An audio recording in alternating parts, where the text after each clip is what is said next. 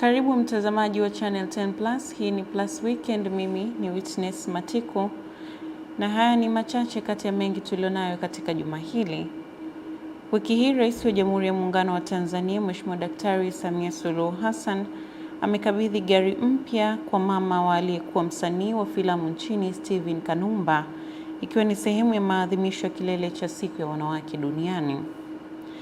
Katika tukio lingine pia, Rais Daktari Samia Suluhu Hassan amemwasili mtoto mchanga aliyetelekezwa na mama yake wilayani Nzega mkoani Tabora. Vilevile katika upande wa kimataifa, mzozo unaoendelea Mashariki ya Kati umezidi kuleta athari kubwa, hasa mfumuko wa bei ya nishati ya mafuta, ambapo mpaka sasa hakuna dalili ya ukomo wa mzozo huo, ikiwa ni baada ya Iran kutangaza kuthibitisha kiongozi mpya ambaye ni mtoto wa kiongozi mkuu wa taifa hilo aliyeuawa, Ayatollah Ali Khamenei. Na tuanzie hapa ambapo Rais wa Jamhuri ya Muungano wa Tanzania Mheshimiwa Daktari Samia Suluhu Hassan amekabidhi gari mpya kwa mama wa aliyekuwa msanii wa filamu marehemu Steven Kanumba, Mama Flora Mtegao, Jumamosi ya wiki hii katika tarehe 8 mwezi huu, ikiwa ni kilele cha maadhimisho ya siku ya wanawake duniani. Ifuatayo ni taarifa kamili ya tukio hilo. Gari hilo limekabidhiwa kwa Mama Mtegao na mkuu wa mkoa wa Dar es Salaam, ikiwa ni kwa niaba ya Mheshimiwa Rais Daktari Samia Suluhu Hassan wakati wa kilele cha maadhimisho ya siku ya wanawake duniani yaliyofanyika Mburahati, Manispaa ya Ubungo. Unakuta mtu amepanga nyumba analipa milioni 8 kwa mwezi, lakini ukienda kuangalia maisha ya mama yake, maisha yako duni kabisa. Anahangaika hata kujitibia hospitali. Ndugu zangu wanawake, mliotuzaa sisi vijana na yote aliyezaliwa na tumbo la mwanamke, Mungu anapokujalia kuwa na maisha bora, nendeni mkabadilishe maisha ya wazazi, lakini hasa maisha ya mwanamke aliyekubeba miezi 9 kwenye tumbo. Nikiomba, nikilalamiko, kumbe mitandao unaiangalia. Nimelia sana kuhusu usafiri, miguu imeisha, uzee umeingia. Leo serikali yangu imesikia kilio changu, na Mwenyezi Mungu awabariki, atubariki. Katika hotuba yake rasmi ya maadhimisho, mkuu wa mkoa wa Dar es Salaam Albert Chalamila amesema mwanamke ni nguzo kubwa katika jamii na ndiyo mlezi mkuu wa familia, lakini watoto husahau mchango wa wazazi wao, na akatumia fursa hiyo kuwaboreshea maisha, huku akiwataka wanawake kukimbia mikopo umiza na badala yake watumie majukwaa ya uwezeshaji wanawake kiuchumi yaliyopo ngazi zote kujiinua kiuchumi. Kukopa sio kubaya, lakini ni aibu kwenda kukopa kwa ajili ya birthday, ni aibu kwenda kukopa kwa ajili ya vitu ambavyo nonsense. Nendeni mkakope fedha na mjiimarishe kiuchumi, na ndio maana leo tuna majukwaa hapa ya uwezeshaji wanawake kiuchumi, lakini zaidi pia tuna kwenye halmashauri tuna vikundi mbalimbali vinavyokopesha mikopo kwa ajili ya makundi maalum, hasa wanawake.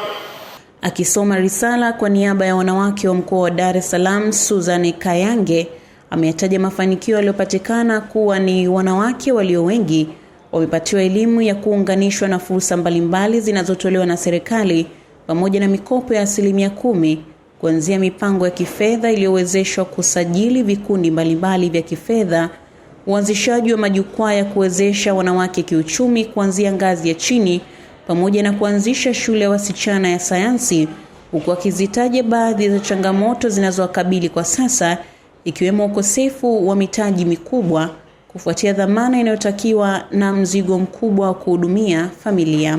Wake wengi wanakumbana na vikwazo vya mfumo dume unaowafanya washindwe kufikia nafasi za juu za uongozi. Jiwekea lengo kwamba lazima ziwe jumuishi, na hususan kuhakikisha kwamba wanawake wanakuwa sehemu muhimu wa shughuli za maendeleo, ikiwemo shughuli za kiuchumi. Kwa hilo ni jambo ambalo tumeliweka hivyo. Hatuna changamoto kubwa za kisera wala za kisheria. Kilichobaki ni kupambana na mitizamo hasi ambayo inakwamisha wanawake kuchukua nafasi yao katika shughuli za maendeleo. Na katika tukio jingine katika juma hili, Rais Daktari Samia Suluhu Hassan amemwasili mtoto mchanga wa kike aliyetelekezwa na mama yake ambaye amemwasili katika makazi yake Ikulu Chamwino mkoani Dodoma katika siku Jumatano ya mwezi huu. Witness Ngalawa anatuletea undani wa taarifa hii. Mtoto huyo aliyepewa jina la Grace Samia Suluhu Hassan alitelekezwa na mama yake mjini Nzega mkoani Tabora na amekabidhiwa kwa Rais Daktari Samia Suluhu Hassan na mkuu wa wilaya ya Nzega na Itapwaki Tukai.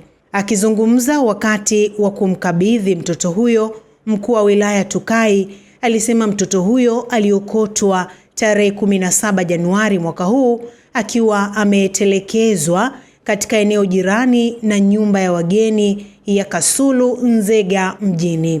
Alieleza kuwa baada ya kupokea taarifa hizo, alishirikiana na jeshi la polisi kumchukua mtoto huyo na kumpeleka hospitalini kwa uchunguzi na uangalizi zaidi, huku juhudi za kumtafuta mama yake zikiendelea bila mafanikio. Rais Daktari Samia amemkaribisha mtoto huyo katika familia yake na kuahidi kumpatia malezi, ulinzi na huduma zote muhimu ili akue katika mazingira salama na yenye upendo.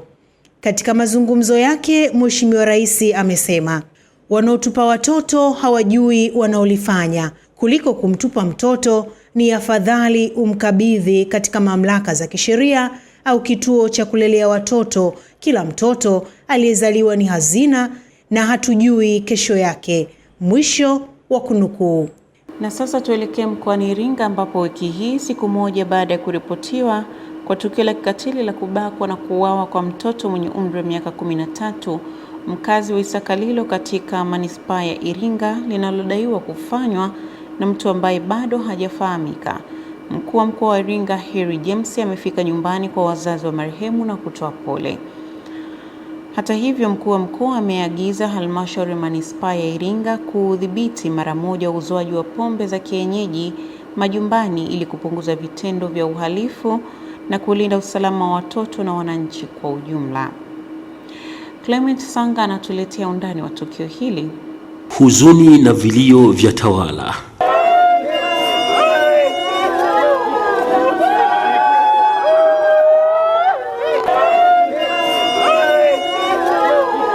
Kwanza ni neno la faraja na matumaini kutoka kwa kiongozi mkuu mkoani Iringa. Nataka tuwajibishieni, damu ya huyu mtoto haitoachwa.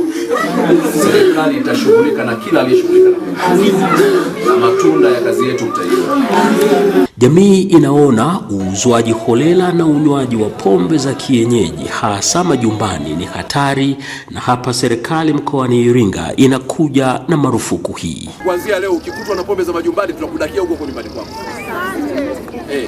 Ngoja niwaambieni, ukiwa unaishi katika manispaa ina sheria. Umeelewana vizuri? Ili uweze kumiliki klabu lazima uwe na nini? Na leseni. Kama huna leseni unafanya kosa. Na kwa nini yule mama anasema pombe za majumbani tuzidhibiti? Kwa sababu huku majumbani mtu akishalewa ana uwezo wa kufanya chochote. Lakini pia kutoka kwenye nyumba aliyolelewa kufika kwake humu njiani anaweza kufanyiwa chochote na anaweza kufanya chochote. Tukishakuwa na jamii ambayo mambo yanafanyika kivyo vyote, hiyo ni hatari kwa usalama wa watu. Na huu ndo ukawa ujumbe makususi kwa wazazi na walezi juu ya malezi ya watoto. Tendo hili ni dalili ya kuonesha kwamba unyama unashika kasi. Lakini jambo la pili, inakuja kutukumbusha umuhimu wa kuwaangalia watoto wetu, kuwalinda watoto wetu, kuwajali watoto wetu. Kwa sababu tayari tumeshajua tumezungukwa na watu wenye nia mbaya, wenye nia ovu, watu wasio na upendo, wasio na huruma, watu wasiojali, watu wa binafsi. Mtoto huyo mwenye umri wa miaka 13 aliyekuwa akisoma darasa la 7, ambaye maisha yake yamekatishwa kikatili na watu wenye unyama zaidi ya wanyama wenyewe, anatarajiwa kuzikwa leo mjini Iringa, huku swali la lini vitendo vya kinyama kama hivi vitakomeshwa likiendelea kuwa kizungumkuti. Na wiki hii pia serikali imewahakikishia wananchi kuwa hakutakuwa na uhaba mafuta ya diesel na petroli nchini licha ya vita vinavyoendelea Mashariki ya Kati inayohusisha Marekani, Israel na Iran.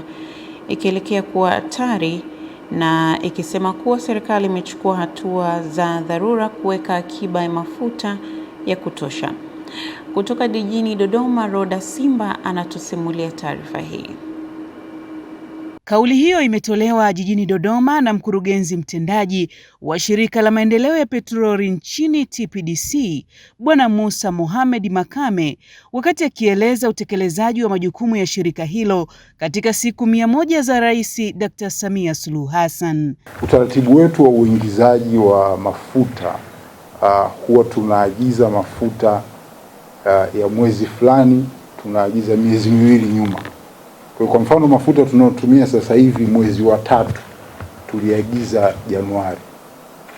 Kwa mafuta tutakayotumia mwezi wa 4 tuliagiza tayari Februari. Aidha, Makame amebainisha kuwa serikali imeanza tayari kukamilisha miradi ya kimkakati ikiwemo uchimbaji wa visima.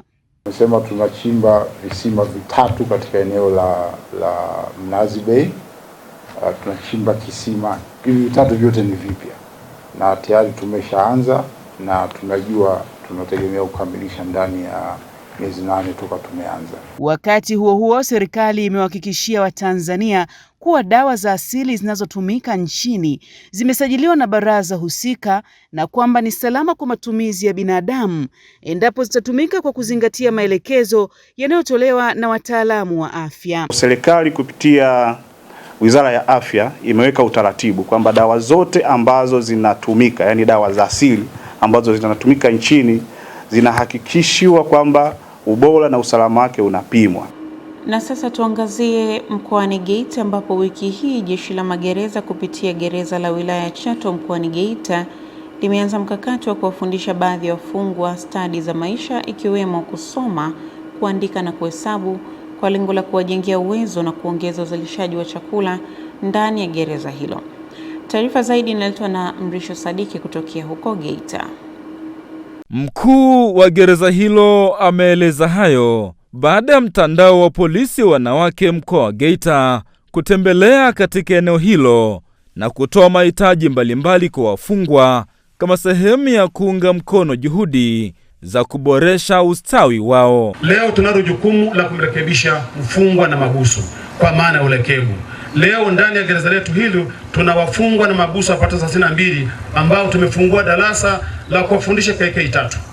Lakini sio hivyo tu, leo wafungwa wetu wanapata stadi za maisha ikiwa ni pamoja na shughuli za kilimo, shughuli za ufugaji na kadhalika. Akizungumza kwa niaba ya mtandao huo, mkuu wa polisi wilaya ya Chato amesema wataendelea kugusa na kusaidia maisha ya wananchi wote bila kujali itikadi zao, ikiwa ni sehemu ya wajibu wao kwa jamii. Sisi mtandao wa polisi wanawake tunatambua wale ni ndugu zetu, ni jamii. Naamini wakitoka hapa watakuwa ni raia wema, watakuwa ni raia safi na pia wataweza kutupelekea ujumbe huko ambapo wanaishi na jamii zao.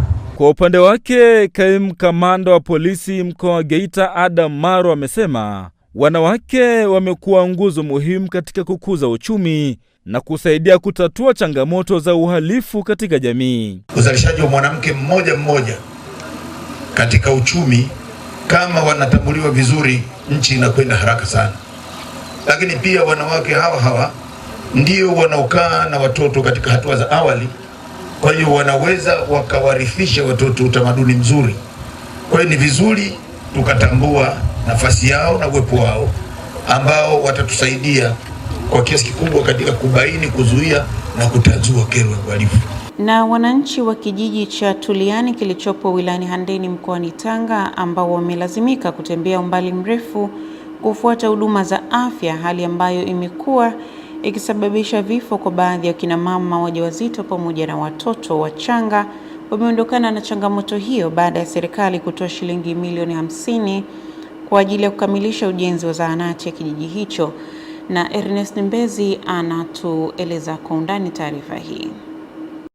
Baadhi ya wananchi wa kijiji hicho wanaelezea changamoto hiyo na matarajio yao pindi zahanati hiyo ambayo ujenzi wake ulianza kwa nguvu za wananchi utakapokamilika na kuanza kutoa huduma. Adha ni kubwa kwa sababu moja, kutoka hapa wengine wanazalia njiani wakati mwingine hata vifo vinatokea kwa mama wajawazito. Tungeomba tu Mungu atufanyie wepesi zahanati yetu ishe salama, maana tunateseka kutoka hapa kwenda Mumbwi kama kilomita 4. Sasa mtu kama kakatwa na uchungu hapo, mtoe hapa uende Mumbwi. Mradi huu utawanufaisha wananchi kwa kurahisisha upatikanaji wa huduma za afya, punguza vifo vya watoto wachanga kwa kuwapatia huduma za kliniki. Licha ya afisa mtendaji wa kijiji hicho cha Tuliani kueleza manufaa ya zahanati hiyo ambayo ujenzi wake umefikia 75% ya utekelezaji, lakini kamati ya siasa ya wilaya Handeni ambayo imetembelea na kukagua mradi huo haijaridhishwa na matumizi ya fedha zilizotolewa na serikali kwa ajili ya ukamilishaji wa zahanati hiyo. Jambo linapaswa kufanywa uchunguzi ili tujiridhishe na hesabu hizi ambazo tunaziona hapa. Mimi na kamati yangu ya siasa siridhiki na hizi hesabu ambazo naziona hapa kwenye taarifa yenu. Wakati huo huo, kamati hiyo imetembelea na kukagua ujenzi wa majengo mapya zahanati ya kijiji cha Kwa Msisi ambayo inatarajia kupandishwa hadhi na kuwa kituo cha afya, ambapo kamati hiyo imeridhishwa na maendeleo ya mradi huo. Kazi ni kubwa imefanyika na tunaomba muongezo uzalendo. Taasisi ya kuzuia na kupambana na rushwa mkoani Geita imewafikisha katika mahakama ya hakimu mfawidhi mkoa wa Geita wabunge wawili pamoja na baadhi ya madiwani wa majimbo ya Chato Kusini na Chato Kaskazini wakikabiliwa na tuhuma za rushwa. Mrisho Sadiki anatuletea taarifa hii. Akizungumza na waandishi wa habari, mkuu wa TAKUKURU mkoa wa Geita James Ruge amesema kati ya tarehe 28 na 30 Novemba mwaka 2025 TAKUKURU ilipokea taarifa kuhusu uwepo wa vitendo vinavyoshukiwa kuwa ni vya rushwa. Kwa mujibu wa taarifa hiyo, mbunge wa jimbo la Chato Kaskazini Mheshimiwa Koroneli Magembe anadaiwa kushirikiana na Frank Leonard Francis aliyekuwa diwani mteule wa kata ya Mganza katika vitendo vinavyoshukiwa kuwa ni vya rushwa. Uchunguzi ulithibitisha kuwa viongozi hawa waliwakusanya madiwani wateule 20 wa halmashauri ya wilaya ya Chato katika hoteli ya Lake Zone iliyopo jijini Mwanza na baadaye Serengeti Palace hoteli iliyoko mji mdogo wa Katoro Geita, kwa lengo la kuwashawishi kwa hongo ya fedha, chakula na malazi madiwani hao ili kupiga kura za upendeleo kwa mgombea waliyemtaka katika nafasi ya mwenyekiti wa halmashauri ya wilaya ya Chato. Katika tukio lingine, mbunge wa Chato Kusini Mheshimiwa Paskari Lucas Lutandula anadaiwa kushirikiana na Bartholomeo Manunga aliyekuwa diwani mteule wa kata ya Bungera pamoja na Mheshimiwa Josephat Manyenye aliyekuwa diwani mteule wa kata ya Bwera. Watuhumiwa hao wanadaiwa kuwa wakati wa kuwania nafasi ya mwenyekiti wa halmashauri ya Chato walijaribu kujenga ushawishi kupitia vitendo vya rushwa kwa diwani mteule wa kata ya Muungano Mheshimiwa Njile Mboligo kwa kumpatia hongo ili ajiondoe kwenye kinyang'anyiro cha uchaguzi. Inadaiwa kuwa lengo la vitendo hivyo ilikuwa ni kumpatia ushindi wa moja kwa moja Bartholomeo Manunga katika nafasi ya mwenyekiti wa halmashauri ya wilaya ya Chato. Kufuatia matukio hayo, ofisi ilianzisha uchunguzi na kubaini uwepo wa vitendo vya rushwa katika mchakato wa uchaguzi huo wa mwenyekiti wa halmashauri ya wilaya ya Chato ndani ya Chama cha Mapinduzi. Kesi hizi mbili zimesajiliwa kwa shauri namba 5100/2026 pamoja na shauri namba 5096 ya 2026 mtawalia. Na kufuatia kuwepo kwa ombwe kubwa la matatizo ya afya ya akili duniani na nchini pia, Jumuiya ya wazazi ya Chama cha Mapinduzi imeanza mchakato wa kujenga kituo maalum cha malezi cha afya ya akili katika kijiji cha Mikungani wilayani Meru, mradi unaolenga kuhakikisha watoto wanapata malezi bora na vijana wanapata mafunzo ya ufundi stadi. Jamila Omar anatuletea undani wa taarifa hii. Mwenyekiti wa Jumuiya ya wazazi CCM, ndugu Fadhili Maganya, amethibitisha kuwa eneo lenye ekari zaidi ya 6 limechaguliwa kwa ajili ya kituo hicho. Amesema kituo hicho kitakapokamilika kitatoa huduma za malezi, ushauri na afya ya akili na mafunzo ya VETA ili watoto wapate malezi bora na vijana waweze kujitegemea. Sasa hivi taifa letu mnalijua, na hasa mkoa wetu, kuna changamoto ya afya ya akili. Na sasa sisi kama wazazi tuwezi kuwaacha watoto wetu wakaangamia kwa changamoto hii, madawa ya kulevya na nini. Kwa hiyo tunakuwa na kisehemu pia cha soba. Kwa upande wao, wananchi wameishukuru jumuiya ya wazazi ya CCM na kusema kuwa mradi huu utabadilisha maisha yao, kwani watoto watapata huduma na mafunzo karibu na nyumbani. Kwa kweli hili jambo limekuwa kama ni pigo kwa taifa letu la Tanzania kwa kupitia vijana, kwa sababu vijana ndio taifa la kesho. Watu wa Mikungani hususan tulishaanza ukata tamaa. Tuliona kama uongozi unatudanganya. Sawa, lakini kwa maelekezo yako na mwelekeo wako najua utatimiza. Ziara hii pia ilijumuisha upandaji wa miti, ambapo mwenyekiti huyo wa jumuiya ya wazazi taifa Bwana Maganya amesisitiza kuwa jumuiya inaendelea kutekeleza miradi mingine ya maendeleo ikiwemo hospitali na shule katika maeneo mbalimbali nchini. Na sasa tuelekee kimataifa, ambapo tukaangazie mzozo wa Mashariki ya Kati ulivyokuwa katika juma hili. Na tunaarifiwa kuwa Baraza la Usalama la Umoja wa Mataifa limetoa wito wa Iran kusitisha mashambulizi dhidi ya mataifa ya Ghuba kupitia azimio ambalo halikutaja mashambulizi ya Marekani na Israel dhidi ya Iran. Esther Mtebe anatusimulia zaidi. Azimio hilo limepitishwa kwa kura 13 huku nchi mbili zikijizuia na kutaka kusitishwa mara moja kwa mashambulizi yote yanayofanywa na Iran dhidi ya Bahrain, Kuwait, Oman, Qatar, Saudi Arabia, Umoja wa Falme za Kiarabu na Jordan. Pia limelaani hatua au vitisho vyovyote vinavyofanywa na Tehran vinavyolenga kufunga au kuzuia safari za meli za kimataifa kupitia mlango wa bahari ya Hormuz, ikiwa ni baada ya meli ya mizigo iliyokuwa na bendera ya Thailand kushambuliwa na Iran baada ya kupita katika mlango huo na kusababisha balozi wa Bangkok kulaani shambulio hilo. Balozi wa Iran Amir Said Iravan amesema kupitishwa kwa azimio hilo ni matumizi mabaya ya wazi ya mamlaka ya Baraza la Usalama kwa ajili ya kulinda maslahi ya kisiasa Marekani na Israel.